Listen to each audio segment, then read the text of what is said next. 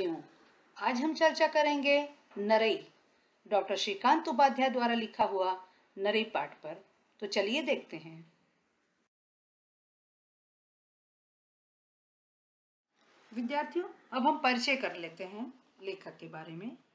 जन्म इनका 1938 प्रतापगढ़ उत्तर प्रदेश में हुआ है। डॉक्टर श्रीकांत उपाध्याय जी सुपरिचित साहित्यकार हैं। आप राष्ट्रीय रक्षा अकादमी खड़गवासला पुणे में रीडर के रूप में सेवा दे चुके हैं। आपकी रचनाएं विविध पत्र पत्रिकाओं में नियमित छपती रहती हैं। प्रमुख कृतियां: ये रहीम दर दर फिरहीं, बिनु गोपाल बैरिन भई कुंजय, बागे अनहद तूर, 10 डिग्री चैनल आदि। ये इनकी प्रमुख कृतियां हैं। अब हम परिचय करेंगे गद्य संबंधी कि इस पाठ में है क्या। प्रस्तुत यात्रा वर्णन में श्रीकांत जी ने रेल से की गई यात्रा का वर्णन किया है।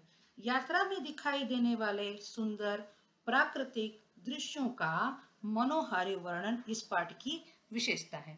बच्चों, आप भी कभी कभी छुट्टियों में स्कूल से जब आपकी छुट्टियां होती कहीं ना कहीं घूमने फिरने के लिए जाते हो, और जब जाते हो तो रास्ते में आपको बहुत सारी चीज़ें दिखाई देती हैं जो आपको बहुत ही आकर्षित करती हैं, आपको बहुत ही अच्छी लगती हैं। तो ऐसे में अब आप इस पाठ को जब पढ़ोगे तो आपको समझ में आएगा कि यात्रा वर्णन क्या है, कि किस तरह से लेखक ने उनको यात्रा में जो जो चीज़ें दिखाई दी, इस यात्रा में उन्होंने रेल द्वारा की हुई यात्रा का वर्णन किया है। रास्ते में उन्हें क्या क्या दिखाई दिया, क्या क्या खाने पीने की चीज़ थी, कौन से पेड़ थे, कैसे बगीचे थे, कौन सी नदी थी, कैसे लोग उनको दिखाई दे रहे थे। इन सारी बातों का बहुत ही सूक्ष्म वर्णन उन्होंने अपने इस पाठ में किया है। आपको इस पाठ को पढ़ते समय बहुत आनंद आएगा और ऐसा भी लगेगा कि अरे हाँ, ऐसा तो हम भी यात्रा के समय हमने भी ये चीजें देखी हैं। तो चलिए बच्चों, आज हम एक यात्रा वर्णन देखते हैं।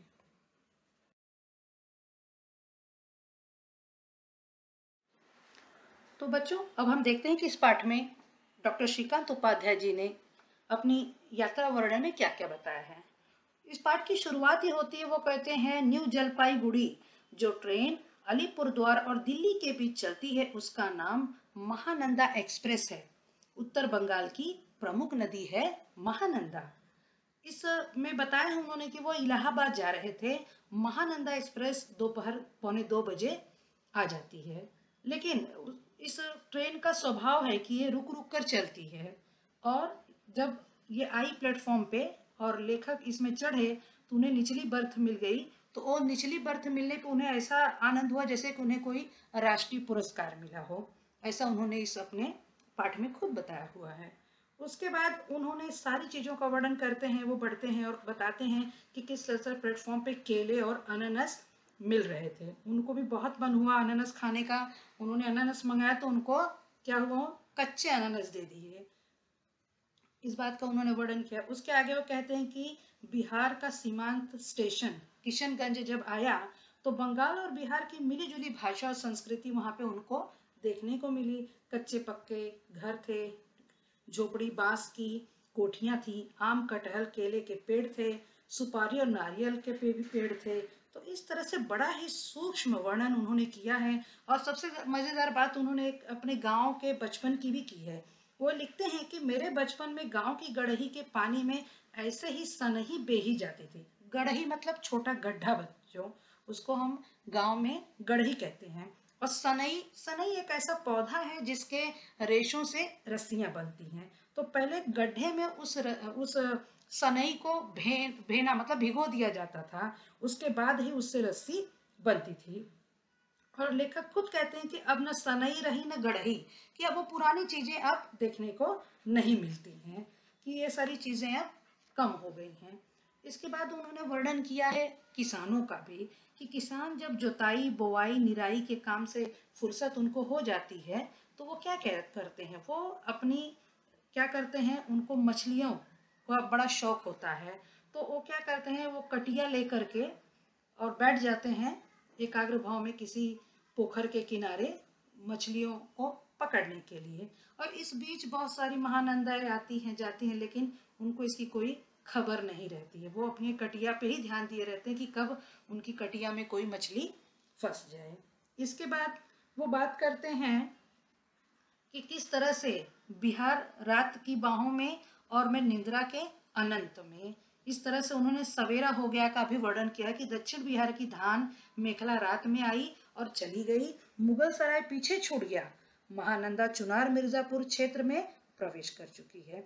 इस तरह से उन्होंने हर स्टेशन पर रुकते ही गाड़ी के बाहर उन्होंने खिड़की से क्या क्या देखा, उन्होंने कौन कौन सी चीज दिखाई पड़ी, इन सभी चीजों को उन्होंने बहुत ही सुंदर वर्णन अपने इस पाठ में किया है।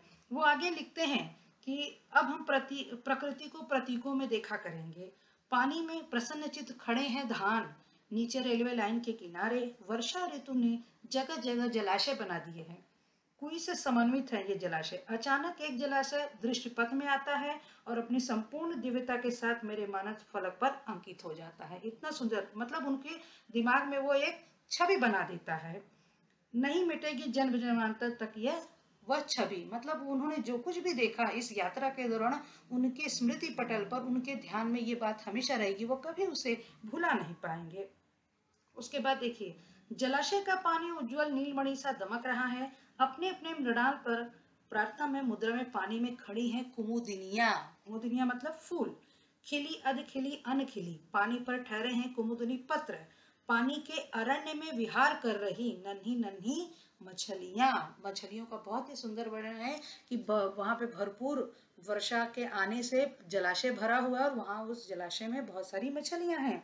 जलाशय के किनारे छिछले पानी में खड़ी है घास, जिस घास का वो इस पाठ में वर्णन कर रहे हैं, नरई। तो वो एक कैसी घास है? वो एक ऐसी घास है कि इसमें ना कोई गांठ है ना कोई पत्ता है, भीतर से पूरी तरह खाली खोखली, एक नरम शलाका सूर्योन्मुखी। ऐसी एक घास है बच्चों जिसको कोई ज्यादा पहचानता नहीं। इसलिए वो खुद ही कहते हैं कि कोई देखे न देखे, कोई चिन्हे न चिन्हे, कोई जाने न जाने, सृष्टिकर्ता तो देखता है, सृजनहार तो चिन्हता है। चिन्हता मतलब पहचानता है, कि अगर इस घास को कोई जानता है, नहीं जानता, कोई पहचानता हो या ना पहचानता हो, लेकिन सृजनहार जिसने इसको बनाया है, बनाने वाले ईश्वर तो उसको जानता है, प्रतिपालक तो जानता है। शायद गंगा पार काशी के मध्यकालीन संत ने नरई के किसी पूर्वज को कहीं देखा था। तो इस तरह की उन्होंने बहुत ही एक ऐसी घास का वर्णन भी है इस पाठ में बेटा, जो बहुत ही ज्यादा प्रचलित नहीं है, लेकिन उन्होंने एक छोटी सी अपने यात्रा वर्णन को इस पाठ में जो बहुत ही अच्छे से वर्णन किया है और बताने का प्रयास किया है। तो यात्रा वर्णन का एक बहुत ही सुंदर उदाहरण इस पाठ के रूप में आपको पढ़ने को मिलेगा और बहुत आनंद आएगा बच्चों। आप इसको 2-3 बार पढ़ेंगे, छोटी छोटी बातें हैं, बहुत अच्छी लगेंगी आपको।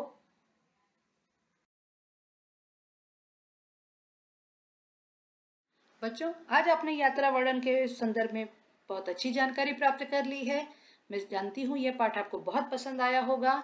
आप इस वीडियो को ज़्यादा से ज़्यादा लाइक करें, सब्सक्राइब करें। धन्यवाद। घर पर रहिए, सुरक्षित रहिए।